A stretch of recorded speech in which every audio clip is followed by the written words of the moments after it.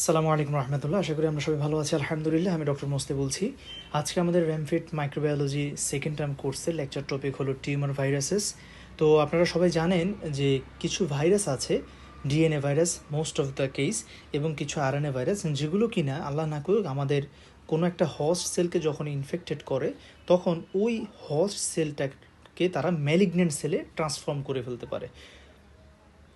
That means একটা host cell, এই host সেলে যখন কোনো একটা ভাইরাস অ্যাটাক করবে, that means viral DNA or RNA ঢুকবে, তখন ওই হোস্ট সেলটা কী হবে, সে তার একটা রেগুলার শেপ থেকে চেঞ্জ হয়ে সে একটা ম্যালিগনেন্ট সেলে ট্রান্সফর্ম হয়ে যাবে। তাহলে এই যে একটা ভালো হোস্ট সেল একটা ম্যালিগন্যান্ট সেলে ট্রান্সফর্ম হয়ে যাচ্ছে, পরিবর্তন হয়ে যাচ্ছে, এই ভাইরাসগুলোকে, যে ভাইরাসগুলো এই কাজটা করছে তাদেরকে বলে টিউমার ভাইরাসেস। ক্লিয়ার? আচ্ছা, তাহলে কীভাবে এই জিনিসটা হয় সেটা নিয়ে আমাদের আজকের আলোচনা ইনশাল্লাহ। তাহলে প্রথমে আমরা আপনাদেরকে দেখাই ওই ভাইরাসগুলো, যে কি কি ভাইরাস এরকম এই কাজ টিউমার তৈরি করতে পারে। টিউমার বলতে বিনাইন টিউমার, ম্যালিগন্যান্ট টিউমার দুটোই বোঝায়, এবং আলটিমেটলি এই টিউমার ভাইরাসগুলো, টিউমার বলতে এখানে ম্যালিগন্যান্ট টিউমারকে বোঝাচ্ছে, তারা অঙ্কোজেনিসিটি বা ক্যান্সার তৈরি করে। ক্লিয়ার? তো এই হচ্ছে আমাদের টিউমার ভাইরাসেসগুলো। যেমন কি কি? DNA virus. ডিএনএ ভাইরাসের মধ্যে আছে human papilloma virus, herpes virus, herpes ফ্যামিলির মধ্যে হচ্ছে specially Epstein Barr virus, human herpes eight virus. ওইদিকে আছে হ্যাপার্ডনার আন্ডারে হেপাটাইটিস বি ভাইরাস, পলিওমা ভাইরাসের আন্ডারে মার্কেল সেল পলিওমা ভাইরাস, এবং অ্যাডেনো ভাইরাস সাবটাইপ 12-18-31, আর একটা হচ্ছে পক্স ভাইরাস। ক্লিয়ার? আর আরএনএ ভাইরাসের মধ্যে দেখবেন most of the RNA virus যেগুলো কিনা টিউমার ভাইরাসেস, তারা হচ্ছে রেট্রো ভাইরাস স্পেশালি। আর অন্য একটা মানে নন রেট্রো ভাইরাসের মধ্যে একটাই আছে হ্যাপাটাইটিস সি ভাইরাস। ক্লিয়ার? তাহলে আমরা দেখলাম ডিএনএ ভাইরাস বেশি এবং কয়েকটা আরএনএ ভাইরাস টিউমার ভাইরাস হিসেবে কাজ করতে পারে। এখন আমাদের প্রশ্ন, কিভাবে একটা ভাইরাল ইনফেকশনের কারণে একটা হোস্ট সেল ম্যালিগন্যান্ট সেলে ট্রান্সফর্মড হতে পারে, সেটা নিয়ে আমরা আপনাদেরকে প্রথমে কিছু বেসিক কথাবার্তা বলি। আমরা আমাদের লেকচার ইনশাল্লাহ ঢুকবো। এই কথাগুলো কাইন্ডলি মনোযোগ দিয়ে একটু খেয়াল করবেন, তাহলে আপনাদের পুরো বিষয়টা আশা করি ইনশাল্লাহ খুব সহজ হবে বুঝতে ইনশাল্লাহ। মনে করেন এই যে ভাইরাসগুলো আমরা আলোচনা করছি, টিউমার ভাইরাস, এই টিউমার ভাইরাসগুলোতে আমরা জানি যে কোনো ভাইরাসের একটা নিউক্লিক অ্যাসিড থাকে, হয় সেটা ডিএনএ অথবা আরএনএ। তাহলে এই ডিএনএ হোক বা আরএনএ হোক, দ্যাট মিন্স এই ডিএনএ অথবা আরএনএর মধ্যে কী থাকে আমরা জানি নিউক্লিওটাইড সিকোয়েন্স, এবং এই নিউক্লিওটাইড সিকোয়েন্সটাই হচ্ছে জিন। হ্যাঁ, তাহলে কি সব ভাইরাসের মধ্যেই কী থাকে? কিছু জিন থাকে। এখন একটা ভাইরাসে সাপোজ মনে করেন 10টা জিন আছে। এই 10টা জিনের মধ্যে কিছু কিছু জিন, সাপোজ এখানে এক্সাম্পল হিসেবে ধরে নেন যে একটা ভাইরাস আপনাকে বললাম টিউমার ভাইরাস এ, এবং এই ভাইরাসটা আমি ডিরেক্ট একটা এক্সাম্পলই দিই আপনাকে, যে human papilloma virus, suppose human papilloma virus HPV. এই হিউম্যান প্যাপিলোমা ভাইরাসের 2টা জিন আছে, অনেকগুলো জিন তো তার আছে, তার মধ্যে 2টো জিন যেগুলো অঙ্কোজিন হিসেবে কাজ করে, সেটা হচ্ছে E6 জিন এবং E7 জিন। এই E6 জিন এবং E7 জিন, এই দুটো জিন থেকে যে প্রোটিন তৈরি হয় তার নাম কী হবে বলেন? সিম্পল, E6 প্রোটিন এবং E7 প্রোটিন। এবং এই যে প্রোটিনগুলো তৈরি হলো, যখন একটা প্রোটিন তৈরি হয় তখন আপনার মাথায় প্রশ্ন আসবে, এই প্রোটিনটা কি স্ট্রাকচারাল নাকি ফাংশনাল? এই কথাগুলো আগেও বেশ কয়েকবার বলেছি প্রিভিয়াস লেকচারে আলহামদুলিল্লাহ। তো এই যেই ভাইরাল প্রোটিনগুলো অঙ্কোজিন থেকে তৈরি হয়, ওই অঙ্কোজিন থেকে প্রোটিনগুলো তৈরি হয়, তাহলে অঙ্কোপ্রোটিন বলবেন। এই অঙ্কোপ্রোটিনগুলো হয় ইউজুয়ালি আর্লি প্রোটিন। কি প্রোটিন? Early protein. আর্লি প্রোটিনগুলো কোনো স্ট্রাকচারাল না, এটা হচ্ছে ফাংশনাল। কি ফাংশনাল? দ্যাট মিন্স এই প্রোটিনগুলো ভাইরাসের ক্যাপসিড হিসেবে কাজ করে না, এগুলো কাজ করে বিভিন্ন এনজাইম হিসেবে, ট্রান্সক্রিপশন ফ্যাক্টর হিসেবে, গ্রোথ ফ্যাক্টর হিসেবে ইত্যাদি। তাহলে দেখেন এখন এই এইচপিভি ভাইরাস থেকে তৈরি হওয়া E6 এবং E7 আর্লি প্রোটিনটা কী করে, সে আপনার সেলের, মানে হিউম্যান প্যাপিলোমা ভাইরাস তো আপনার একটা হোস্ট সেলকে অ্যাটাক করছে একটা, ঠিক আছে, মানে স্কিনের একটা সেলকে মনে করেন এপিডার্মাল একটা সেলকে অ্যাটাক করলো, এই হলো সেই এপিডার্মাল সেল। এখন আপনার এপিডার্মাল সেলের মধ্যে কি আছে? আপনার ডিএনএ আছে স্বাভাবিক। এই ডিএনএ এই ডিএনএর মধ্যে মনে করেন এই জিনটা হলো টিউমার সাপ্রেসর জিন। তাহলে এই জিন থেকে কি তৈরি হবে? Tumour suppressor protein. এই টিউমার সাপ্রেসর প্রোটিনগুলো কি করে? সে আপনার এই হর্স সেলটাকে ম্যালিগন্যান্ট হয়ে যাওয়া থেকে রক্ষা করে। ক্লিয়ার? এখন তাহলে এই সেলটার মধ্যে হিউম্যান প্যাপিলোমা ভাইরাস অ্যাটাক করলো। মনে করেন এটা হলো হিউম্যান প্যাপিলোমা ভাইরাস অ্যাটাক করলো। এই হিউম্যান প্যাপিলোমা ভাইরাসের ডিএনএ থেকে আপনার এই সেলটার মধ্যে তৈরি হলো দুইটা অঙ্ক প্রোটিন, আর্লি প্রোটিন, যেগুলো নেচারের ভিত্তিতে E6 এবং E7। এই E6 এবং E7 কি করে? ওরা এই যে টিউমার সাপ্রেসর প্রোটিন, এই টিউমার সাপ্রেসর প্রোটিনকে ওরা ইনঅ্যাক্টিভেটেড বা নষ্ট করে দেয়। ফলে এই যে সেলের একটা প্রোটেক্টিভ প্রোটিন যখন ইনঅ্যাক্টিভেশন হয়ে যায় টিউমার সাপ্রেসর প্রোটিন, তখন আপনার এই সেলটা, ভাইরাস ইনফেক্টেড সেলটা তখন ম্যালিগন্যান্ট সেলে ট্রান্সফর্ম হয়ে যায় এবং সে অ্যাবনর্মালি সেলুলার প্রলিফারেশন শুরু করে। তাহলে এইভাবে ম্যালিগন্যান্সিটা হয়। তাহলে আমরা আপনাকে দেখালাম একটা অঙ্কোজিন কীভাবে অঙ্কোপ্রোটিন তৈরি করে আপনার টিউমার সাপ্রেসর প্রোটিনকে ইনঅ্যাক্টিভেশনের মাধ্যমে একটা ভালো সেলকে সে ম্যালিগন্যান্ট সেলে কনভার্ট করে দেয়। তাহলে এই যে এখন যে কথাটা বললাম, তাহলে আমাদের আলহামদুলিল্লাহ একটা টপিক পড়ানো শেষ। এবং আমরা আপনাদেরকে এই জিনিসটা আমরা একটু বই থেকে দেখিয়ে দিতে চাচ্ছি। এই যে আলহামদুলিল্লাহ এই লেখাটা দেখেন, এই যে হিউম্যান প্যাপিলোমা ভাইরাস, এটা বিভিন্ন আমরা জানি ওয়ার্ডস তৈরি করে, বিনাইন ম্যালিগন্যান্টও হতে পারে। এবং এই কাজটা, এই যে সে কার্সিনোজেনেসিসটা করে, সেই E6 E7 প্রোটিনের মাধ্যমে করে, যেটা কিনা আপনার টিউমার সাপ্রেসর যে প্রোটিন আছে, যেমন P53 প্রোটিন, ওদেরকে সে কী করে দেয়? ইনঅ্যাক্টিভেটেড করে দেয়। হ্যাঁ, এই যে ইন্টারফেয়ার করে, ওদের কাজকে বাধাগ্রস্ত করে সে ওই সেলটাকে ম্যালিগন্যান্সিতে ট্রান্সফর্ম করে দেয়। ক্লিয়ার? এই হচ্ছে বিষয়টা। তাহলে আমরা দেখলাম কিভাবে একটা ভাইরাস ম্যালিগন্যান্সি করতে পারে। ক্লিয়ার? হিউম্যান প্যাপিলোমা ভাইরাস দিয়ে আমরা দেখালাম। ওকে, এখন আমরা আপনাদেরকে আরেকটা ইন্টারেস্টিং ব্যাখ্যা দিই, তাহলে আপনারা বুঝবেন ইনশাল্লাহ খুব সহজেই। সেটা হচ্ছে হিউম্যান টি সেল লিম্ফোট্রপিক ভাইরাস। এই হিউম্যান টি সেল লিম্ফোট্রপিক ভাইরাস বা হিউম্যান টি লিম্ফোসাইটকে সে অ্যাটাক করে। তো সে কী করে? এই ভাইরাসটা কী করে জানেন? এই হিউম্যান টি সেল লিম্ফোট্রপিক ভাইরাসটা just equivalent to HIV। That means এই দুটো ভাইরাসই তাদের রিসেপ্টর লাগে একটা সেলের মধ্যে ঢোকার জন্য। যে রিসেপ্টর লাগে সেটা হচ্ছে CD4 রিসেপ্টর এবং ক্যামোকাইন রিসেপ্টর। এবং এই CD4 রিসেপ্টর এবং ক্যামোকাইন রিসেপ্টর থাকে CD4 টি লিম্ফোসাইটে এবং ম্যাক্রোফেজও থাকতে পারে। তাহলে মনে করেন এটা হলো আপনার একটা CD4 টি লিম্ফোসাইট, এটা CD4 টি লিম্ফোসাইট। তাহলে এই CD4 টি লিম্ফোসাইটে এই হিউম্যান টি সেল লিম্ফোট্রপিক ভাইরাসটা ঢুকলো এবং সে হচ্ছে একটা রেট্রো ভাইরাস। তাহলে তার হচ্ছে RNAটা আপনার সেলে যখন ইনফেকশন করবে, করার পরে ওই RNA থেকে একটা ডাবল স্ট্যান্ডার্ড DNA হবে। এই ডিএনএটা আপনার CD4 টি লিম্ফোসাইটের যে ডিএনএ আছে, ওই ডিএনএর সাথে এই ডিএনএটা মার্জ হয়ে যাবে। ওকে, মার্জ হয়ে যাওয়ার পরে এই যে হিউম্যান টি সেল লিম্ফোট্রপিক ভাইরাস, এর এই ডিএনএর মধ্যে একটা স্পেশাল জিন থাকে, তার নাম হচ্ছে ট্যাক্স জিন। কি জিন? ট্যাক্স জিন। আমি আবারও বললাম যে একটা ভাইরাসে অনেকগুলো জিন থাকে, তার মধ্যে কিছু জিন অঙ্কোজিন হিসেবে কাজ করে। এই ট্যাক্স জিন থেকে যে প্রোটিন তৈরি হয় তার নাম হচ্ছে ট্যাক্স প্রোটিন। সিম্পল। এই ট্যাক্স প্রোটিনটা কি করে?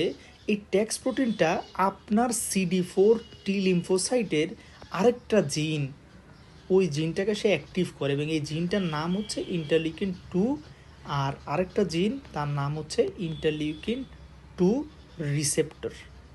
তাহলে একটা ইন্টারলিউকিন 2 ফ্যাক্টরের জিন আর একটা ইন্টারলিউকিন 2 ফ্যাক্টর বসার জন্য রিসেপ্টরের জিন। তাহলে ট্যাক্স প্রোটিনটা তৈরি করতেছে HTLV ভাইরাস। আর এই ট্যাক্স প্রোটিনটা আপনার সেলের ডিএনএর দুটো জিনকে আপ রেগুলেট করে দেয়, ওভার এক্সপ্রেশন করে। ফলে আপনার CD4 টি লিম্ফোসাইটটা এখন প্রচুর পরিমাণে সেল মেমব্রেন সারফেসে ইন্টারলিউকিন 2 রিসেপ্টরটাকে সে বাড়িয়ে ফেলবে। That means interleukin 2 receptor up regulation হচ্ছে। আবার আপনার এই CD4 টি লিম্ফোসাইটটা এতদিন ইন্টারলিউকিন 2 রিসিভ করতো, মানে সিক্রেট করতো অল্প পরিমাণে, এখন সে প্রচুর পরিমাণে ইন্টারলিউকিন 2 তৈরি করছে। কেন? ওই যে তার ইন্টারলিউকিন 2 এর পরিমাণ বাড়িয়ে দিয়েছে জিন অ্যাক্টিভেশনের মাধ্যমে। ফলে এখন যে জিনিসটা হবে যে CD4 টি লিম্ফোসাইট সে বেশি বেশি ইন্টারলিউকিন-2 রিলিজ করছে এবং এই ইন্টারলিউকিন-2 বসার জন্য তার সেল সারফেসে বেশি বেশি ইন্টারলিউকিন-2 রিসেপ্টরও বেড়ে গেছে। ফলে এবং আমরা জানি এই interleukin two acts as a growth factor for lymphocyte. ফলে আলটিমেটলি এই যে আপনার CD4 টি লিম্ফোসাইটটা অ্যাবনর্মালি প্রলিফারেশন শুরু করবে এবং এটাই হচ্ছে লিউকেমিয়া, এটাকে বলে অ্যাডাল্ট টি সেল লিউকেমিয়া। তাহলে আমরা আপনাকে আলহামদুলিল্লাহ আরেকটা জিন ট্যাক্স প্রোটিন কীভাবে সে কাজ করে সেই জিনিসটা আপনাকে দেখালাম আলহামদুলিল্লাহ। তাহলে এটাও আপনারা কনসেপশন আসলে ক্লিয়ার আশা করি যে কিভাবে একটা ভাইরাস তার জিনের মাধ্যমে ম্যালিগনেন্সি করছে। হয় ডিরেক্ট সে জিন এক্সপ্রেশন করতেছে অথবা সে এমন কিছু প্রোটিন তৈরি করে ওই প্রোটিনটা আপনার টিউমার সাপ্রেসর প্রোটিন P53 এদেরকে ইনঅ্যাক্টিভেশন করে সে ম্যালিগনেন্সিতে টার্ন করায় একটা সেলকে, একটা হোস্ট সেলকে। ক্লিয়ার? ওকে, তাহলে এই যে এখন আমরা আরেকটা টপিকস আলহামদুলিল্লাহ পড়ে ফেলেছি গল্পের মাধ্যমে। আশা করি আপনাদের এখানেও কোনো কনফিউশন থাকার কথা না। এই যে যে ভাইরাসটা এখন আমরা পড়ালাম হিউম্যান টি সেল লিম্ফোট্রফিক ভাইরাস, এই যেই কথাগুলো বলছি এক্স্যাক্টলি এই কথাগুলো এখানে আছে। ট্যাক্স জিন, হ্যাঁ, তারপরে যে ট্যাক্স প্রোটিন, এই যে ট্যাক্স প্রোটিন, ইন্টারলিউকিন-2 প্রত্যেকটা কথা এখানে দাগানো আছে আলহামদুলিল্লাহ, আপনারা কাইন্ডলি পড়ে নেবেন। তাহলে আমরা এটা দেখলাম। তাহলে আমরা এতক্ষণ যে দুটো গল্প আপনাদের সাথে শেয়ার করলাম সে দুটোই হচ্ছে ভাইরাসের কোনো একটা জিন জিন হিসেবে কাজ করছে এবং ওই জিনটাই ম্যালিগনেন্সি করছে। আইদার ডিরেক্টলি সে সেলটাকে প্রলিফারেশনে সাহায্য করছে অথবা সে আপনার হোস্ট সেলের টিউমার সাপ্রেসর প্রোটিনগুলোকে ইনঅ্যাক্টিভেশন করে ম্যালিগনেন্সি করছে। এখন আমরা দেখব ভিন্ন আরেকটা গল্প কেমন। এটা আপনার একটা সেল, এই সেলের মধ্যে এই যে ডিএনএটা এটা আপনারই একটা ডিএনএ। দুঃখজনক, আল্লাহ না করুক, আমাদের প্রত্যেকটা সেলের মধ্যে কিন্তু কিছু জিন থাকে। মনে করেন এই যে আপনার এই ডিএনএটার মধ্যে দেখেন অনেকগুলো জিন আছে, কিন্তু একটা জিনকে আমি একটু লাল কালারে দিয়েছি। দ্যাট মিনস এই লাল কালারের জিনটাই হচ্ছে একটা প্রোটো জিন। কি বলে? প্রোটো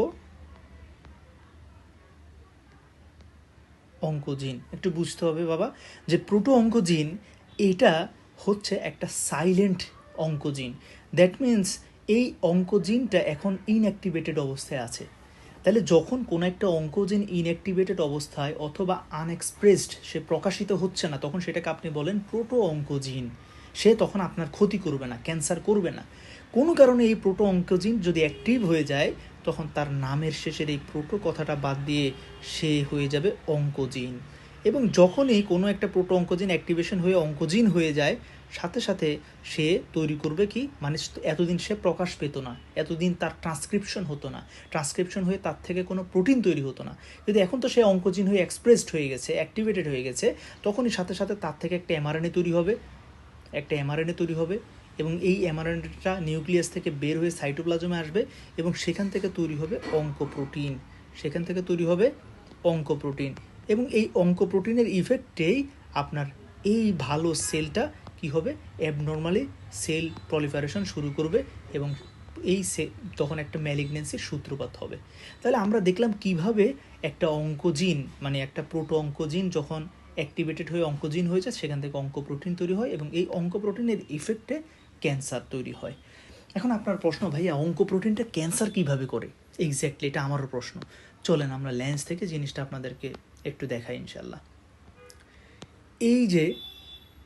এই চিত্রটা দেখলে আপনাদের এই প্রশ্নের উত্তরটা নিজেরাই পেয়ে যাবেন ইনশাল্লাহ।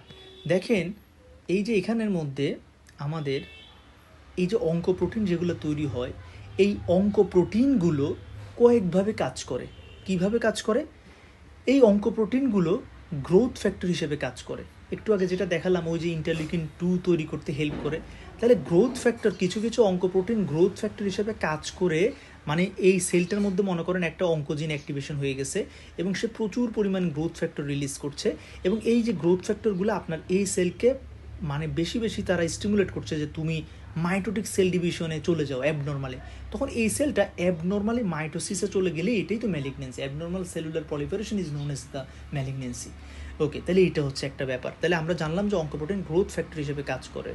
অথবা তারা গ্রোথ ফ্যাক্টর হিসেবে কাজ করছে না, তারা কি করছে, এই অঙ্কোপ্রোটিনগুলো আপনার বেচারা এই সেলটার উপরে গিয়ে এই অঙ্কোপ্রোটিনগুলো বসে বসে যায় এবং তারা গ্রোথ ফ্যাক্টরের রিসেপ্টর হিসেবে কাজ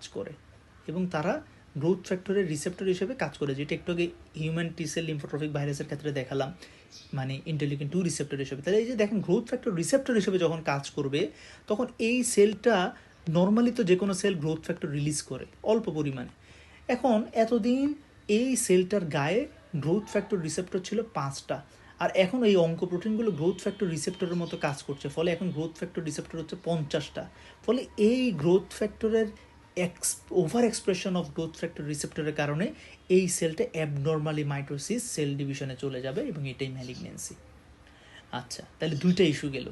আরেকটা হচ্ছে এই অঙ্কোপ্রোটিনগুলো টাইরোসিন কাইনেজ এনজাইমের মতো কাজ করে এবং এই টাইরোসিন কাইনেজ এনজাইমটা আপনার সেলের বিভিন্ন টাইরোসিন অ্যামাইনো অ্যাসিড কন্টেইনিং প্রোটিনকে অ্যাক্টিভ করে দেয়, করে সে আপনার এই সেলটাকে সে কি করে G1 ফেজ থেকে S ফেজের দিকে নিয়ে যায়। আর S ফেজ মানে ডিএনএ সিনথেসিস হবে এবং ডিএনএ সিনথেসিস যত বেশি হবে ওই সেলটা দ্রুত G2 ফেজে ঢুকবে, সেখান থেকে সে M ফেজে যাবে।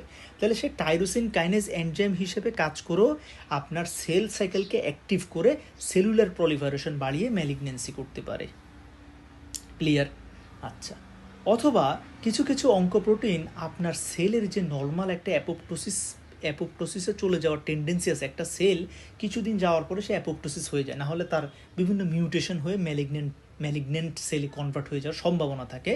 তো নর্মালি আমাদের সেলে কি করে, এই যে অ্যাপোপ্টোটিক পাথওয়েতে চলে গিয়ে একটা সেল নির্দিষ্ট টাইম পরে নিজেই নিজেকে ডিস্ট্রয় করে ফেলে, যেটা ওই যে আমরা মানে রোজা রাখার মাধ্যমে, সিয়াম সাধনার মাধ্যমে আমরা বলি অ্যাপোপ্টোসিসকে আমরা অ্যাক্টিভেশন করে ম্যালিগনেন্সিকে প্রিভেন্ট করতে পারি। যাই হোক, তো এই যে কিছু কিছু অঙ্কোপ্রোটিন আপনার সেলের এই যে অ্যাপোপ্টোটিক পাথওয়েতে চলে যাওয়ার স্বাভাবিক টেন্ডেন্সি সেটাকে নষ্ট করে দেয়, রেগুলেটর অফ অ্যাপোপ্টোসিসকে ইনঅ্যাক্টিভেশন করে দেয়, ফলে সেল অ্যাপোপ্টোটিক পাথওয়েতে যেতে পারে না, সেলের লাইফ এক্সপেক্টেন্সি বেড়ে যায়, ফলে মিউটেশন, তারপরে মিস রিডিং অফ ডিএনএ হয়, ফলে ম্যালিগনেন্সি হতে পারে। ঠিক আছে, তাহলে এইভাবে আমার কাজগুলো করে। অথবা কিছু কিছু অঙ্কোপ্রোটিন ট্রান্সক্রিপশন ফ্যাক্টর হিসেবে কাজ করে এবং এই ট্রান্সক্রিপশন ফ্যাক্টর হিসেবে কাজ করলে তারা আপনার বিভিন্ন যেই সকল অঙ্কোজিনগুলো এতদিন ইনঅ্যাক্টিভেটেড ছিল, এই ট্রান্সক্রিপশন ফ্যাক্টরগুলো গিয়ে গিয়ে ওই মানে অঙ্কোজিনগুলোকে এক্সপ্রেশন করা শুরু করে, ফলে সেলটা ম্যালিগনেন্সিতে ট্রান্সফর্ম নেয় বা কনভার্সন হয়ে সে ম্যালিগনেন্ট সেল হয়ে যায় নর্মাল হস্ট সেল থেকে। তাহলে আমরা দেখলাম কিভাবে একটা অঙ্কোজিন অঙ্কোপ্রোটিন তৈরি করে এবং এই অঙ্কোপ্রোটিন বিভিন্ন মানে পাথওয়েতে সে কাজ করে একটা সেলকে ম্যালিগনেন্সিতে ট্রান্সফার করে দিতে পারে, ম্যালিগনেন্সিতে ট্রান্সফর্ম করে ফেলতে পারে, ম্যালিগনেন্ট সেল বানিয়ে দিতে পারে। ক্লিয়ার? আচ্ছা, তাহলে এই হচ্ছে আমাদের গল্পটা। এখন আমরা দেখি আমাদের, তাহলে দেখেন এখন আপনার প্রশ্ন যে ভাইয়া এত কথা কেন বলতেছেন? ইয়েস, এই কথাগুলো বলার কারণ দেখা যাচ্ছে কিছু কিছু ভাইরাস তাদের নিজস্ব কোনো অঙ্কোজিন নাই। কিছু কিছু ভাইরাসের একটু আগে যে দুটো উদাহরণ দিলাম, হিউম্যান টি সেল লিম্ফোট্রপিক এবং হিউম্যান প্যাপিলোমা ভাইরাস, ওখানে তো ওই ভাইরাসের নিজের কি ছিল, অঙ্কোজিন ছিল, কিন্তু দেখা যাচ্ছে কিছু কিছু ভাইরাস তাদের নিজস্ব কোনো অঙ্কোজিনই নাই। তাহলে প্রশ্ন, ভাইয়া ভাইরাসের তো কোনো অঙ্কোজিন নাই, তাহলে ওই ভাইরাস কিভাবে আমার একটা হোস্ট সেলকে সে ম্যালিগনেন্ট সেল বানিয়ে ফেলছে? এক্স্যাক্টলি, এটা আমারও প্রশ্ন। সে কিভাবে করে জানেন এই কাজটা?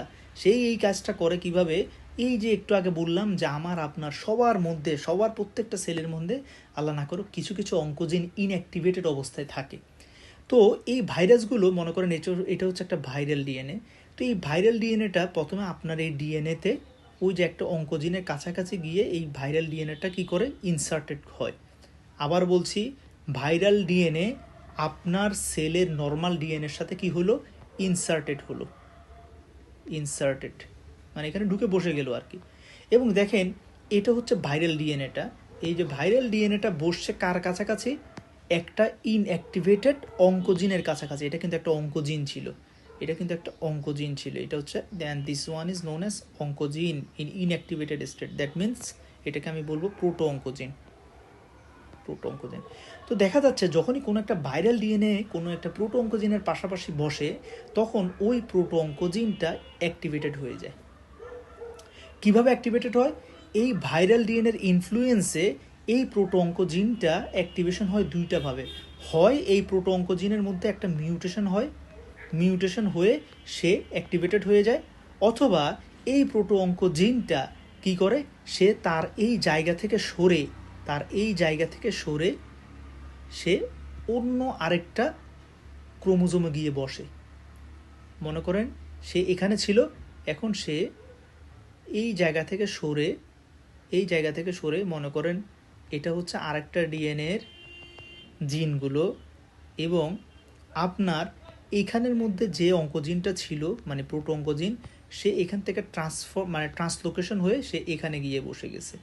মানে একটা ক্রোমোজোম থেকে সে সুইচ করে তার অবস্থান পজিশন চেঞ্জ করে আরেকটা ক্রোমোজোমে চলে গেছে, এবং এইখানে থাকা অবস্থায় সে ছিল ইনঅ্যাক্টিভেটেড। যখনই সে এখানে বসবে তখন সে অ্যাক্টিভেটেড হয়ে যায়, এই যে ট্রান্সলোকেশনের কারণে এক জায়গা থেকে আরেক জায়গায়। ফলে ওখানে গিয়ে এই প্রোটো অঙ্কোজিনটা এখন আর প্রোটো অঙ্কোজিন না, এখন সে অঙ্কোজিন হয়ে গেছে। আর অঙ্কোজিন হলেই অঙ্কোপ্রোটিন হলেই ম্যালিগনেন্সি। এতক্ষণ যেভাবে ব্যাখ্যা দিলাম শেষ। তাহলে ভাইরাল ডিএনএ অথবা ভাইরাল জেনেটিক ম্যাটেরিয়ালটা যখন আপনার কোনো একটা প্রোটো অঙ্কোজিনের পাশে বসে সে আপনার ওই প্রোটো অঙ্কোজিনকে দুইভাবে অ্যাক্টিভেশন করতে পারে, আইদার থ্রু মিউটেশন অথবা through the translocation of the proto oncogene into another chromosome. এবং যখনই কোনো একটা প্রোটো অঙ্কোজিনের ট্রান্সলোকেশন হয়, অবস্থান পরিবর্তন হয়, তখন সে অ্যাক্টিভেটেড হয়ে অঙ্কোজিন হয়ে যায়। এরকম দুটো প্রকৃষ্ট উদাহরণ দিব, তাহলে আপনারা ইনশাল্লাহ একদম ক্লিয়ার হয়ে যাবে বেসিকটা ইনশাল্লাহ। আসেন আপনাদেরকে আমি ডিরেক্ট লেন্স থেকে উদাহরণটা দেখাই।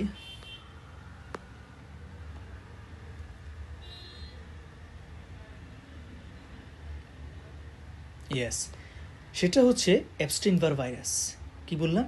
এপস্টেইন-বার ভাইরাস। এটা যখন আপনার কোনো একটা বি লিম্ফোসাইটকে অ্যাটাক করে, তখন এই এপস্টেইন-বার ভাইরাসটার ডিএনএটা ওই আপনার বি লিম্ফোসাইটের ডিএনএর সাথে সে মার্জ হওয়ার ফলে যেটা হয়, তখন আপনার ওই যে ডিএনএর একটা জিন, তার নাম হচ্ছে CMYC জিন। সি মানে হচ্ছে এখানে সেলুলার, মানে আপনার নিজের বি লিম্ফোসাইটের একটা জিন। তাহলে এই CMYC জিনটা নর্মালি থাকে ক্রোমোজোম নাম্বার 8-এ। আমি একটু এঁকে দেখাই। মনে করেন এটা হচ্ছে ক্রোমোজোম নাম্বার 8 এবং এটা হচ্ছে ক্রোমোজোম নাম্বার 14, এবং এখানে এই একটা জিন, এটা হচ্ছে MYC জিন। এবং যখন আপনার এই একটা ডিএনএর সাথে এপস্টেইন-বার ভাইরাসের ডিএনএ মার্জ হয়, তখন এই MYC জিনটা তার অবস্থান চেঞ্জ করে ক্রোমোজোম নাম্বার 8 থেকে সরে সে ক্রোমোজোম নাম্বার 14-তে গিয়ে বসে। তাহলে এই যে একটা MYC জিনের অবস্থান চেঞ্জ হয়ে গেছে, এই MYC ছিল একটা প্রোটো অঙ্কোজিন, এই অবস্থান পরিবর্তনের কারণে সে এখানে এসে হয়ে গেছে oncogene, that means say activation হয়ে গেছে। এবং এই MYC অঙ্কোজিনের অ্যাক্টিভেশনের কারণেই আলটিমেটলি আপনার একটা অঙ্কোজিন অ্যাক্টিভেটেড হয়ে গেছে, ফলে অঙ্কোপ্রোটিন তৈরি হবে, ফলে ম্যালিগন্যান্সি হয়ে যাবে। দ্যাট মিনস বি সেলগুলো অ্যাবনর্মালি প্রলিফারেশন শুরু করবে, এবং এটাকে আপনি বলছেন বার্কিটস লিম্ফোমা। এই কথাটা দেখেন, তাহলে আমরা দেখাই CMYC জিন, এটা ছিল ক্রোমোজোম নাম্বার 8-এ, এবং সে তখন তার পজিশন চেঞ্জ করে একটা নিউ সাইটে চলে গেছে, এবং সেটা হচ্ছে ক্রোমোজোম নাম্বার 14। এই যে this shift enhances the expression of MYC জিন, মানে সে এতদিন প্রোটো অঙ্কোজিন হিসেবে আনএক্সপ্রেসড ছিল, এখন সে MYC জিন অঙ্কোজিন হিসেবে এক্সপ্রেশন হওয়া, এই যে ইনহ্যান্স দ্য এক্সপ্রেশন, ফলে MYC প্রোটিন তৈরি হবে, এবং এই MYC প্রোটিনটা বি সেলের সেল সাইকেলকে অ্যাক্টিভেশন করে দিবে, ফলে বি সেলটা তখন অ্যাবনর্মালি প্রলিফারেশন শুরু করবে, এবং এটাই হচ্ছে মানে আপনার কি, এটা বার্কিটস লিম্ফোমা বলেন আর কি আপনারা। ওকে, তাহলে এই একটা বিষয়। একই রকম ঘটনা হয় ফিলাডেলফিয়া ক্রোমোজোমের ক্ষেত্রে যেটা হয়, এটা তো আসলে কোনো ভাইরাস ইনফেকশনের কারণে হয় না, কিন্তু এটা বোঝানোর স্বার্থে এখানে ল্যান যে কথাটা আনছে, সেটা হচ্ছে একই রকম। এখানে যেটা হয়, ক্রোমোজোম নাম্বার মোস্ট প্রবলি 9, একটা হচ্ছে ক্রোমোজোম নাম্বার 9, আর একটা হচ্ছে ক্রোমোজোম নাম্বার 22। হ্যাঁ, আচ্ছা, এখন ক্রোমোজোম নাম্বার 9-এ একটা জিন থাকে, তার নাম হচ্ছে ABL, আর ক্রোমোজোম নাম্বার 22-তে একটা জিন থাকে, তার নাম হচ্ছে BCR। এখন এই ABL জিন যেটা, এই ABL জিনটা সে তার এখান থেকে কেটে সে BCR জিনের সাথে যখন লেগে যায়, এই যে BCR জিনের সাথে যখন সে ফিউশন হয়ে গেল, হ্যাঁ, তখন তাহলে বলেন এখন এই ক্রোমোজোম নাম্বার 22 এটাকে আগের মতো আছে নাকি সে ট্রান্সফর্ম হয়ে গেছে। এবং এই এবিএল জিনটা একটা প্রোটো অঙ্কোজিন ছিল, সে এতদিন ক্রোমোজোম নাম্বার 9-এ থাকা অবস্থায় ইনঅ্যাক্টিভেটেড ছিল। যখনই সে তার নিজস্ব পজিশন চেঞ্জ করে সে ক্রোমোজোম নাম্বার 22 এর বিসিআর জিনের সাথে মার্জ হয়ে গেছে, তখনই সে এক্সপ্রেশন হয়ে যায়, মানে এখানে সে এক্সপ্রেসড হয়ে গেলেই তখন আপনার ওই যে ক্রনিক মাইলয়েড লিউকেমিয়া হয়, মানে আপনার লিউকোসাইটগুলো অ্যাবনর্মালি সেল ডিভিশন শুরু করে, ফলে এটা একটা ম্যালিগন্যান্সিতে টার্ন নেয়। এই ঘটনাটা আপনাদেরকে এখানে দেখাচ্ছি। এই যে দেখেন ক্রোমোজোম 9 এবং ক্রোমোজোম নাম্বার 22। ক্রোমোজোম 9-এ ছিল এবিএল জিন আর ক্রোমোজোম 22-তে ছিল বিসিআর জিন। এই এবিএল জিনটা এই বিসিআর এর সাথে যখন মার্জ হয়ে গেল, এই যে দেখেন বিসিআর এবিএল একসাথে, তখনই এটা ম্যালিগন্যান্ট অঙ্কোজিনে ট্রান্সফার হয়ে গেল, ফলে অঙ্কোপ্রোটিন তৈরি হয়ে আপনার ওই মানে লিউকোসাইটসগুলো অ্যাবনর্মালি সেল ডিভিশন শুরু করে দেয়, ফলে হয়ে যায় ক্রনিক মাইলয়েড লিউকেমিয়া। এবং এই যে এবিএল জিনটা যে ট্রান্সফর্ম হয়ে বিসিআর জিনের সাথে লেগে গেল, ফলে যে নতুন একটা ক্রোমোজোম তৈরি হলো, এই ক্রোমোজোমটা, এই নিউ ক্রোমোজোমটার নামই হলো ফিলাডেলফিয়া ক্রোমোজোম। ক্লিয়ার? তাহলে এই কথাটাকেই এখানে আমরা আপনাদেরকে বলার চেষ্টা করলাম। ক্লিয়ার? ওকে, তাহলে আপনারা দেখালাম আপনাদেরকে যে প্রোটো অঙ্কোজিনগুলো মিউটেশন হয়েও অ্যাক্টিভেশন হয়ে যেতে পারে, অঙ্কোজিন হয়ে যেতে পারে, অথবা প্রোটো অঙ্কোজিনটা তার পজিশন চেঞ্জ করে অন্য আরেকটা ক্রোমোজোমে গিয়ে যখন বসে তখন সেখানে সে অ্যাক্টিভেটেড হয়ে যায়, সে তখন এক্সপ্রেসড হওয়া শুরু করে, নিজেকে প্রকাশ করতে শুরু করে। আর প্রোটো অঙ্কোজিন নিজেকে প্রকাশ করলেই খারাপ, সেটা অঙ্কোজেনেসিস করে। অঙ্কোজেনেসিস মানে ম্যালিগন্যান্সি হয়। ক্লিয়ার? তাহলে এরকম কিছু অঙ্কোজিনের আমরা আপনাদেরকে উদাহরণ দিই, যেমন বিসিআর এভিএল এর কথা তো একটু আগেই বললাম, এভিএল জিন। আচ্ছা, তাহলে দেখেন এটা ক্রনিক মাইলয়েড লিউকেমিয়া করে ফেলে। এবং এই অঙ্কোজিন, এভিএল অঙ্কোজিনটা কি হিসেবে কাজ করে, সে ওই যে বলছি অঙ্কোজিনগুলো অঙ্কোপ্রোটিন তৈরি করে, এবং অঙ্কোপ্রোটিনগুলো হয় গ্রোথ ফ্যাক্টর হিসেবে কাজ করে, নাহলে গ্রোথ ফ্যাক্টর রিসেপ্টর হিসেবে কাজ করে, না হলে টাইরোসিন কাইনেজ হিসেবে কাজ করে। এখানে দেখেন সে টাইরোসিন কাইনেজ হিসেবে কাজ করছে। একইভাবে আরও কয়েকটা অঙ্কোপ্রোটিন দেখেন, আরএএস অঙ্কোপ্রোটিন, সে জি প্রোটিন হিসেবে কাজ করে আপনার বেশি বেশি সাইক্লিন এএমপি তৈরি করে সেল সাইকেল অ্যাক্টিভেট করে। একইভাবে আরেকটা অঙ্কোজিন এমওআইসি জিন, যেটার উদাহরণ আপনাদেরকে আমি দিলাম বার্কেটস লিম্ফোমায়। এই এমওআইসি জিনটা কী হিসেবে কাজ করে, সে বিভিন্ন ট্রান্সক্রিপশন ফ্যাক্টর হিসেবে কাজ করে আপনার বিভিন্ন অঙ্কোজিনকে সে অ্যাক্টিভ করে সেলটার সেল সাইকেল অ্যাক্টিভ করে দেয়। একইভাবে আসেন এসআরসি জিন, এই এসআরসি জিনটা টাইরোসিন কাইনেজ হিসেবে কাজ করে সেল সাইকেলকে অ্যাক্টিভ করে। মনে রাখবেন টাইরোসিন কাইনেজ এনজাইমটা একটা সেলের সেল সাইকেল অ্যাক্টিভ করে সেলটাকে মাইটোটিক সেল ডিভিশনে এন্টার করতে, এম ফেজে ঢুকে যেতে প্রমোট করে, স্টিমুলেট করে, ফলে বেশি বেশি ম্যালিগন্যান্সি মানে mitotic cell division, that means malignancy হয়। ক্লিয়ার? তাহলে এই যে দেখেন কিছু কিছু অঙ্কোজিন দেখালাম, এই অঙ্কোজিনগুলোর কারণে অঙ্কোজেনেসিস হয়, এবং ভাইরাল ইনফেকশন আপনার সেলের এই অঙ্কোজিনগুলোকে ইনঅ্যাক্টিভেটেড স্টেট থেকে অ্যাক্টিভেটেড করে সে এই অঙ্কোজেনেসিসের কাজটা করে। মানে যেই ভাইরাসগুলোর নিজস্ব কোনো অঙ্কোজিন নাই, তারা আপনার সেলের প্রোটো অঙ্কোজিনকে অ্যাক্টিভেটেড করে অঙ্কোজিন বানায়, এবং আপনার সেলের ওই অঙ্কোজিনই ম্যালিগন্যান্সি করে। আল্লাহ না করুক। ঠিক আছে? তাহলে এই হচ্ছে আমাদের মেইন কনসেপশনগুলো। ওকে, এবার আসেন আরেকটা যেটা উদাহরণ দিলাম আপনাদেরকে, যে কিছু কিছু কিছু কিছু ভাইরাস তারা কি করে, তাদের যে অঙ্কোজিন আছে ওই অঙ্কোজিন থেকে অঙ্কোপ্রোটিন তৈরি করে। ওই অঙ্কোপ্রোটিনটা কি করে বলেন? ওই অঙ্কোপ্রোটিন মানে ভাইরাল অঙ্কোপ্রোটিন কি করে? ভাইরাল অঙ্কোপ্রোটিন যেটা করে যে সে আপনার হোস্ট সেলের টিউমার সাপ্রেসর প্রোটিনগুলোকে ইনঅ্যাক্টিভেটেড করে দেয়, ফলে সেলটা ম্যালিগন্যান্সিতে ট্রান্সফর্ম হয়ে যায়। যেমন যেমন এরকম কয়েকটি টিপিক্যাল এক্সাম্পল আপনাকে আমি দেখাই। এই যে দেখেন, একটু পড়েন আমার সাথে। হিউম্যান প্যাপিলোমা ভাইরাস, যে উদাহরণটা আপনাকে দিয়েলাম আমি, E6, E7 প্রোটিন, তারপরে SV40 ভাইরাস। এই ভাইরাসগুলোর মধ্যে কিছু অঙ্কোজিন আছে, ওই অঙ্কোজিনটা অঙ্কোপ্রোটিন তৈরি করে। ওই ভাইরাল অঙ্কোপ্রোটিন কি করে? Inactivates the protein encoded by P53 gene. তাহলে P53 জিন এটা একটা কী ধরনের জিন? এটা টিউমার সাপ্রেসর জিন। তাহলে ওর থেকে কি প্রোটিন তৈরি হবে? Tumour suppressor protein. মানে এই যে এখানে যে প্রোটিন লেখা, এটা হচ্ছে টিউমার সাপ্রেসর প্রোটিন। তাহলে এই টিউমার সাপ্রেসর প্রোটিনটাকে আপনার ভাইরাস থেকে তৈরি হওয়া অঙ্কোপ্রোটিনগুলো কি করে ফেলে?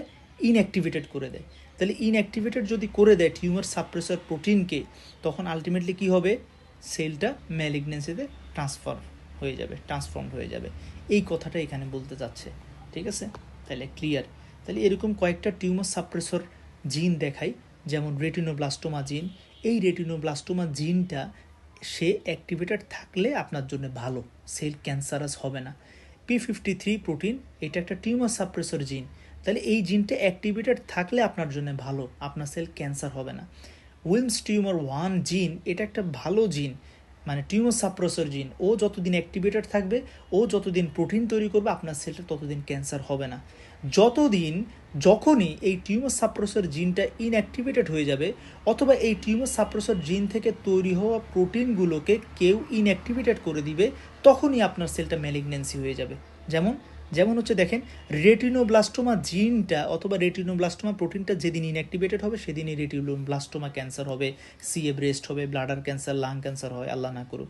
P53 এই জিনটা যখনই ইনঅ্যাক্টিভেটেড হবে, অথবা P53 মানে যেই এই P53 টিউমার সাপ্রেসর জিন থেকে যে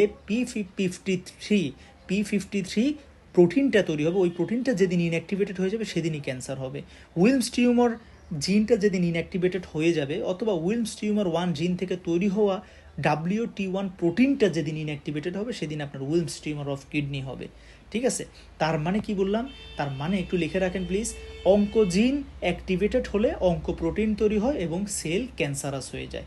আর টিউমার সাপ্রেসর জিন অ্যাক্টিভেটেড হলে টিউমার সাপ্রেসর প্রোটিন তৈরি হয় এবং সেল ক্যান্সারাস হয় না। মানে জাস্ট উল্টা, টিউমার সাপ্রেসর প্রোটিন আপনার সেলকে বাঁচায়, অঙ্কোজিন অঙ্কোপ্রোটিন আপনার সেলকে মেরে ফেলে, ক্যান্সারাস বানায় ফেলে। ক্লিয়ার? ওকে, তাহলে এই হচ্ছে আমাদের বিষয়টা। এবং ভাইরাস কি করে?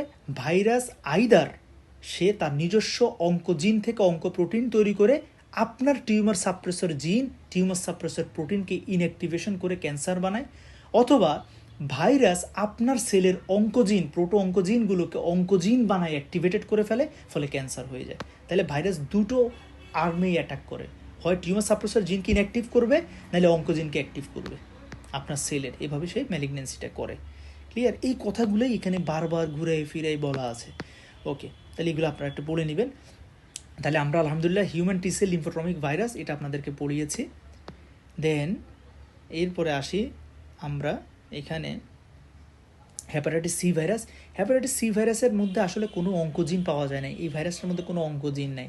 বলা হয়ে থাকে হ্যাপাটাইটিস সি ভাইরাস তাহলে কীভাবে হেপাটোসেলুলার কার্সিনোমা করে? হ্যাপাটাইটিস সি ভাইরাসের কারণে একটা ক্রনিক ইনফ্লামেশন হয়, এবং আপনারা জানেন ক্রনিক ইনফ্লামেশনের কারণে আমাদের লিভারটা কি হয়ে যায়? লিভার হ্যাপাটোসাইটগুলো ক্রনিক ইনফ্লামেশনের কারণে যখন হ্যাপাটোসাইট ড্যামেজ হয়, তখন ওই হ্যাপাটোসাইটগুলো ওই ড্যামেজ হ্যাপাটোসাইটের জায়গাটাকে রিপ্লেস করার জন্যে তারা প্রচুর পরিমাণে সেল ডিভিশন শুরু করে, এবং এই কারণে কি হয়? হ্যাপাটিক নোডিউলস তৈরি হয়। পড়ছেন না? এখানে কিছু ফাইব্রাস ব্যান্ড থাকে আর এখানে কিছু হ্যাপাটিক নোডিউল থাকে, ওই কারণে তো আমাদের লিভারটা নোডিউলার হয়ে যায়। এই যে ক্রনিক ইনফ্লামেশনের কারণে আপনার হ্যাপাটোসাইটগুলো একটা সেল ডিভিশনের মধ্যে চলে যেতে টেন্ডেন্সি দেখায়, সেখান থেকেই ম্যালিগন্যান্সির উৎপত্তি হয় বলে ধারণা করা হচ্ছে। এই যে এখানে ডিরেক্ট বলা, hepatitis C virus has no oncogene. So এটা কীভাবে করে? এটা ক্রনিক হ্যাপাটাইটিস করে, ক্রনিক ইনফ্লামেশন, এবং এটাই হচ্ছে main predisposing events for malignancy or hepatocellular carcinoma. Clear? আর হিউম্যান প্যাপিলোমা ভাইরাসেরটা আপনাদেরকে পড়াইলাম যে E6 E7 প্রোটিন দিয়ে সে কীভাবে টিউমার সাপ্রেসর প্রোটিনকে ইনঅ্যাক্টিভেশন করে। এখন আসেন এপস্টেইন বার ভাইরাস, এটাও আলহামদুলিল্লাহ আপনাদের বলে ফেলেছি কীভাবে সে বার্কিটস লিম্ফোমা, নেজোফেরেঞ্জিয়াল কার্সিনোমা করে। কীভাবে করে? এপস্টেইন বার ভাইরাস সে আপনার অঙ্কোজিনের ট্রান্সলোকেশন করে, ক্রোমোজোম 8 থেকে ক্রোমোজোম 14-তে নিয়ে তাকে অ্যাক্টিভেশন করে ফেলে, এবং এই MYC জিনটা ট্রান্সক্রিপশন ফ্যাক্টর হিসেবে কাজ করে বিভিন্ন অঙ্কোজিনকে অ্যাক্টিভ করে সেল সাইকেল অ্যাক্টিভেশন করে দেয়। প্রত্যেকটা কথা আমরা আলহামদুলিল্লাহ বলেছি, চিত্র এঁকে দেখালাম। এবার আসেন human herpes virus 8। Human herpes virus 8 এটা দিয়ে ক্যাপোসি সার্কোমা হয়, এবং খুবই দামি একটা ভাইবা কোশ্চেন, HIV এইডস পেশেন্টদের কোন ম্যালিগন্যান্সি এটা সবচেয়ে বেশি হয়? সেটা হচ্ছে ক্যাপোসি সার্কোমা। তাহলে দেখেন the most common cancer in AIDS patient is ক্যাপোসি sarcoma. তাহলে কীভাবে হয়? এই হিউম্যান হারপিস ভাইরাস 8 ওর একটা অঙ্কোজিন আছে, এবং ওই অঙ্কোজিনটার নাম হচ্ছে লানা অঙ্কোজিন। এই লানা অঙ্কোজিন মানে কি? লানা মানে হচ্ছে ল্যাটেন্সি অ্যাসোসিয়েটেড নিউক্লিয়ার অ্যান্টিজেন। তাহলে লানা জিনটা যখন অ্যাক্টিভেশন হবে, এই লানা জিন থেকে কি তৈরি হবে বলেন? লানা জিন অ্যাক্টিভেশন হয়েছে, তাহলে সিম্পল লানা প্রোটিন তৈরি হবে। আর এটা যেহেতু একটা অঙ্কোজিন, তাহলে এই লানা প্রোটিনটা একটা অঙ্ক প্রোটিন। এক্স্যাক্টলি এই লানা অঙ্ক প্রোটিনটা সে কি করে, সে আপনার সেলের P53 টিউমার সাপ্রেসর প্রোটিনটাকে ইনঅ্যাক্টিভ করে ম্যালিগনেন্সিতে টার্ন নেওয়া। রেটিনোব্লাস্টোমা টিউমার সাপ্রেসর প্রোটিনটাকে সে ইনঅ্যাক্টিভেশন করে দেয়, ফলে আপনার সেলটা ম্যালিগনেন্সিতে টার্ন নেয়। দেখছেন তাহলে কীভাবে অঙ্কোজিন ম্যালিগনেন্সি করে, আমরা বারবার আলহামদুলিল্লাহ এক্সপ্লেনেশন সহ মলিকিউলার সহ আপনাদেরকে দেখাচ্ছি। এবার আসেন হেপাটাইটিস বি ভাইরাস। আমরা জানি hepatitis B virus is the one of the most common causes of primary hepatocellular carcinoma.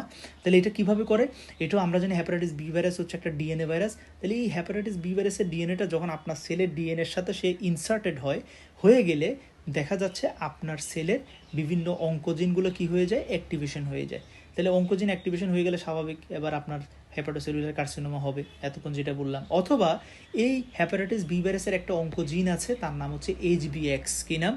HBX। তাহলে এই HBX অঙ্কোজিন থেকে কি তৈরি হবে, HBX অঙ্কোপ্রোটিন তৈরি হবে, এবং এই অঙ্কোপ্রোটিনটা দেখা যাচ্ছে আপনার হেপাটোসাইটের P53 টিউমার সাপ্রেসর প্রোটিনকে ইনঅ্যাক্টিভ করতেছে। এই যে দেখেন ইনহিবিট, ফলে সেলটা হেপাটোসাইটগুলো ম্যালিগনেন্ট সেলে ট্রান্সফার নিয়ে অ্যাবনর্মাল সেল ডিভিশন শুরু করে। ক্লিয়ার? আরেকটা হচ্ছে Merkel cell polyoma virus. Merkel cell polyoma virus খুব অ্যাবনর্মাল একটা ক্যান্সার। এটা হচ্ছে অ্যাকচুয়ালি আমাদের স্কিনের নিচে যে আপনার প্রেশার এবং যে টাচ, প্রেশার এবং টাচ এই দুটো, এই যে দেখেন স্কিনের প্রেশার এবং টাচ রিসেপ্টর, এই রিসেপ্টর মানে কি, এটা একটা নিউরন, এই নিউরনকে অ্যাটাক করে মার্কেল সেল পলিওমা ভাইরাস। এই মার্কেল সেল পলিওমা ভাইরাস যখন আপনার এই নিউরোনাল রিসেপ্টর সেলের মধ্যে ঢুকে এই মার্কেল সেল পলিওমা ভাইরাসের মধ্যে একটা অঙ্কোজিন আছে, ওই অঙ্কোজিনটা সে কি তৈরি করে, একটা অঙ্কোপ্রোটিন তৈরি করে, এবং এই অঙ্কোপ্রোটিনটার নাম হচ্ছে টি অ্যান্টিজেন। এবং এই টি অ্যান্টিজেনটা কি করে, আপনার ওই নিউরোনাল সেলের P53 tumour suppressor protein, retinoblastoma tumour suppressor প্রোটিনকে ইনঅ্যাক্টিভ করে দেয়, ফলে ওই রিসেপ্টরগুলো অ্যাবনর্মালি প্রলিফারেশন শুরু করে ম্যালিগনেন্সিতে টার্ন নেয়, ফলে হয় মার্কেল সেল পলিওমা। ঠিক আছে? আচ্ছা, তাহলে এইভাবে আমাদের ম্যালিগনেন্সিগুলো হয়। তাহলে আমরা আলহামদুলিল্লাহ আপনাদেরকে দেখালাম কিভাবে প্রত্যেকটা অঙ্ক ভাইরাস কীভাবে তারা ম্যালিগনেন্সি করছে।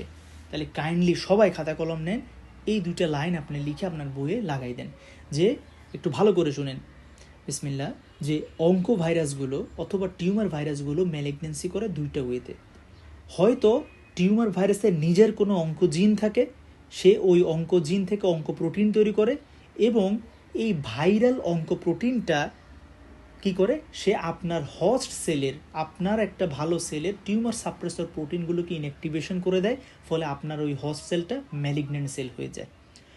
অথবা কিছু কিছু টিউমার ভাইরাসের নিজস্ব কোনো অঙ্কোজিন নাই, কিন্তু তারা কিভাবে অঙ্কোজেনেসিস করে, ক্যান্সার করে, তারা কি করে, তারা এই ভাইরাসগুলো যখন আপনার কোনো একটা সেলকে ইনফেক্টেড করে, তখন ওই ভাইরাল ডিএনএটা আপনার হোস্ট সেলের কোনো একটা প্রোটো অঙ্কোজিনের কাছাকাছি গিয়ে ইনসার্টেড হলে আপনার সেলের প্রোটো অঙ্কোজিনটা অ্যাক্টিভেটেড হয়ে যায়, অ্যাক্টিভেটেড হয়ে সে অঙ্কোজিন হয়, আর অঙ্কোজিন অ্যাক্টিভেশন হওয়া মানে তো ক্যান্সার হবে। এখন এই যে ভাইরাল ডিএনএটা আপনার কোনো একটা প্রোটো অঙ্কোজিনকে অ্যাক্টিভেশন করছে, এটা দুইভাবে করতে পারে। আইদার সে আপনার প্রোটো অঙ্কোজিনকে মিউটেশন করে দেয়, করে তাকে অ্যাক্টিভেশন করে ফেলে, অথবা আপনার কোনো একটা প্রোটো অঙ্কোজিনের অবস্থানকে সে পরিবর্তন করে দেয়, ক্রোমোজোম 8 থেকে ক্রোমোজোম 14-তে নিয়ে যায়, ক্রোমোজোম 9 থেকে ক্রোমোজোম 22-তে নিয়ে যায়, ফলে ওই প্রোটো অঙ্কোজিনটা অ্যাক্টিভেটেড হয়ে ক্যান্সার হয়ে যায়। এইটাই হচ্ছে আমাদের এই টিউমার ভাইরাসের মোদ্দা কথা।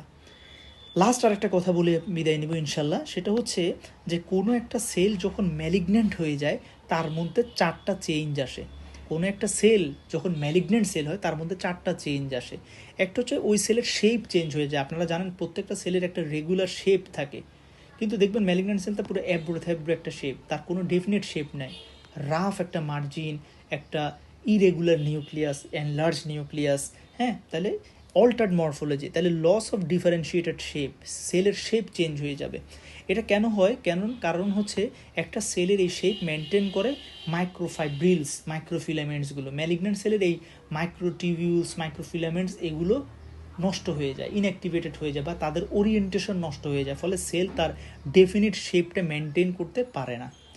2 নম্বর পরিবর্তন, একটা সেল যখন ম্যালিগনেন্ট সেলে ট্রান্সফর্মড হয় তখন তার গ্রোথ কন্ট্রোল লস হয়ে যায়। সে অ্যাবনর্মালি সেল ডিভিশন শুরু করে দেয়। একটা সেল আর একটা সেলের সাথে কমিউনিকেশন করে। মনে করেন আল্লাহ না করে আপনার হাতে একটা ক্ষত হলো, তাহলে ক্ষতটা যখন হয় তখন আপনার বডি তাকে নিজে নিজে সেল ডিভিশন করে গ্রো করে করে মনে করেন এখানে হলো একটা ক্ষত, এই তাহলে আপনার এখানের যে সেলগুলো আছে, এই জায়গার যে সেলগুলো আছে, তারা নিজেদের মধ্যে কমিউনিকেশন করে তারা ওই পর্যন্ত সেল ডিভিশন করবে যতক্ষণ পর্যন্ত ক্ষত পুরো না হয়। তারা কিন্তু কখনো ক্ষত পুরো হওয়ার পরও আবার সেল ডিভিশন করবে না, দেখিয়েন ক্যালোয়েড যদি না হয় আর কি। কিন্তু ম্যালিগন্যান্ট সেলের ক্ষেত্রে কি হয়, এই যে তারা কখন গ্রো করবে, কখন গ্রোথ অফ করবে, এই সিগন্যালটা হারাই ফেলে। তারা কন্টিনিউয়াস গ্রো করতেই থাকে, ফলেই তো একটা টিউমারাস গ্রোথ হয়। তাহলে loss of contact inhibition growth, এই যে একজন একজনের সাথে কমিউনিকেশন করে আমার গ্রোথটা এখন বন্ধ করতে হবে, এই সেন্স হারিয়ে ফেলে। তাহলে লস অফ কন্ট্যাক্ট ইনহিবিশন হয়ে যায়। তারপরে হচ্ছে তারা অ্যাবনর্মালি তারা কি করতে থাকে, অ্যাবিলিটি টু কন্টিনিউয়াস গ্রো করতে থাকে।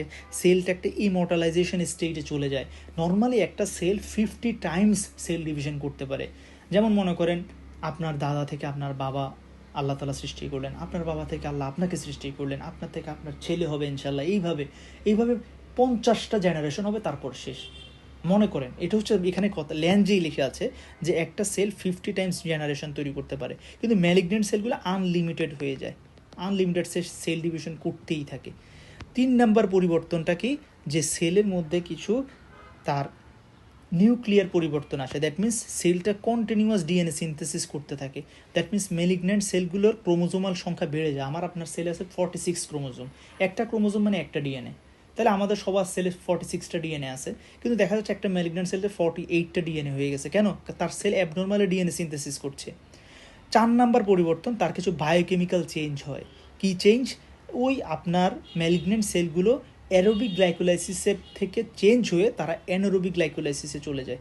কেন? কারণ আপনারা জানেন একটা ঘরে মনে করেন আপনার বাসায় আপনারা 2 ভাই বোন থাকেন, তাহলে আপনাদের যেই ইনকাম সেখানে আপনারা যেভাবে চলতে পারেন, যদি আল্লাহর রহমতে আপনাদের ভাই বোন 5-6 জন হয়, তাহলে আপনাদের একই টাকায়, যদি আপনার বাবার ইনকাম আর না বাড়ে অথবা আপনারা ইনকাম না করেন, ওই একই পরিমাণ টাকায় আপনাদের চলতে একটু স্যাক্রিফাইস করতে হবে। আগে 2টো রুটি খেতেন, এখন একটা রুটি খাবেন। তাহলে এইভাবে না, তাহলে 2টো রুটি খাওয়া হচ্ছে অ্যারোবিক গ্লাইকোলাইসিস, একটার করে রুটি খেয়ে বেঁচে থাকা অ্যানারোবিক গ্লাইকোলাইসিস। এক্স্যাক্টলি। তাহলে ম্যালিগন্যান্ট সেল যেহেতু পপুলেশন অনেক বেশি, সেই অনুসারে তারা ব্লাড সাপ্লাই পায় না, ফলে তারা অ্যানারোবিক গ্লাইকোলাইসিসও বেঁচে থাকার শিক্ষা তারা নিয়ে ফেলে। তাহলে এই একটা চেঞ্জ। আরেকটা হচ্ছে ম্যালিগন্যান্ট সেলগুলো প্লাজমিনোজেন অ্যাক্টিভেটর রিলিজ করে। এটা খুব ইন্টারেস্টিং জিনিস, এটা বলেই আমরা ইনশাল্লাহ বিদায় নেব আজকে। তো মনে করেন এই হচ্ছে একটা ম্যালিগন্যান্ট সেল। তো ম্যালিগন্যান্ট সেলগুলো কী করে, অ্যাবনর্মালি সেল ডিভিশন করছে। ফলে যেহেতু সেল পপুলেশন বেড়ে গেছে, তাদের এখন অক্সিজেন ডিমান্ড বেড়ে গেছে। এখন অক্সিজেনটা একটা সেলে আসে কিভাবে? ব্লাড ভেসেলস দিয়ে আসে। এই কারণে ম্যালিগন্যান্ট সেলগুলো কী করে, তাদের চারপাশে নিউ ব্লাড ভেসেলস তৈরি করে। এটাকে বলে কি? অ্যানজিওজেনেসিস। ম্যালিগন্যান্ট সেলগুলো তাদের চারপাশে নিউ ব্লাড ভেসেলস তৈরি করতে পারে, and this one is known as angiogenesis. তাহলে প্রশ্ন যে ভাইয়া এই অ্যানজিওজেনেসিসটা কীভাবে করে? এই অ্যানজিওজেনেসিসটা করে কিভাবে?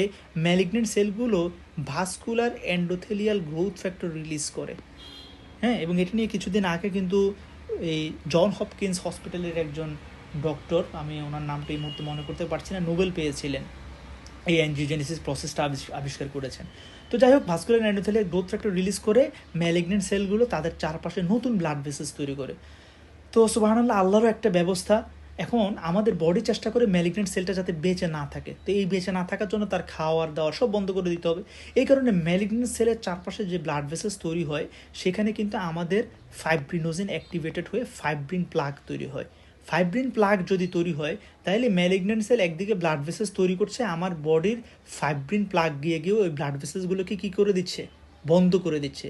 ফলে যদিও নতুন ব্লাড ভেসেলস তৈরি হচ্ছে, কিন্তু ম্যালিগন্যান্ট সেল ব্লাড পেতে সমস্যা হয়, কারণ ব্লাড ভেসেল সব জ্যাম হয়ে আছে থ্রু ফাইব্রিন প্লাগ।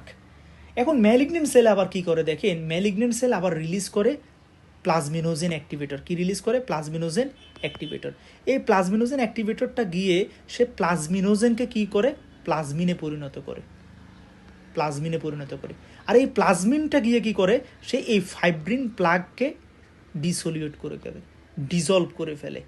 ফলে কি হবে? এই ব্লাড ভেসেলসগুলো আবার তাদের ফ্লো পেয়ে যাবে, মানে এখান দিয়ে আবার ব্লাড ফ্লো শুরু হবে। দেখেন তাহলে কি অবস্থা, মানে সে একদিকে অ্যানজিওজেনেসিস করতেছে, আরেকদিকে প্লাজমিনোজেন অ্যাক্টিভেটর রিলিজ করে ব্লাড ফ্লোটা মেনটেন করছে যাতে সে পর্যাপ্ত পরিমাণে অক্সিজেন পায়। আবার সে তার প্রত্যেকটা সেলকে এমনভাবে প্রিপেয়ার করেছে এই সেলগুলো অল্প অক্সিজেনও অ্যানারোবিক গ্লাইকোলাইসিস করেও বেঁচে থাকতে পারে। তাহলে এই হচ্ছে একটা ম্যালিগন্যান্ট সেলের চেঞ্জগুলো। আশা করি ইনশাল্লাহ প্রত্যেকটা কনসেপশন আমাদের আপনাদের ইনশাল্লাহ ক্লিয়ার আমি চেষ্টা করেছি। অবশ্যই পিডিএফটা পড়ে নেবেন, শুধুমাত্র দাগানো লাইনগুলো একবার হলেও পড়বেন। তো আজকে আলহামদুলিল্লাহ আমাদের ভাইরোলজি শেষ। আমি ইনশাল্লাহ ওয়ার্ড থেকে এসে রাতের দিকে আমরা ইনশাল্লাহ মাইক্রোলজি ক্লাস আপলোড দিব। 30 তারিখ আগামীকালকে ইনশাল্লাহ মাইক্রোলজির লাস্ট ক্লাস আপলোড হবে এবং হেপাটাইটিস বি ভাইরাসের ক্লাসটা আগামী 1 তারিখে ইনশাল্লাহ আপলোড দিয়ে আমাদের এই কোর্সটা শেষ করব। সবাই আমার জন্য দোয়া করবেন, সুস্থ থাকবেন সবাই, সবার জন্য অনেক অনেক শুভকামনা। আল্লাহ হাফেজ, আসসালামু আলাইকুম রহমতুল্লাহ।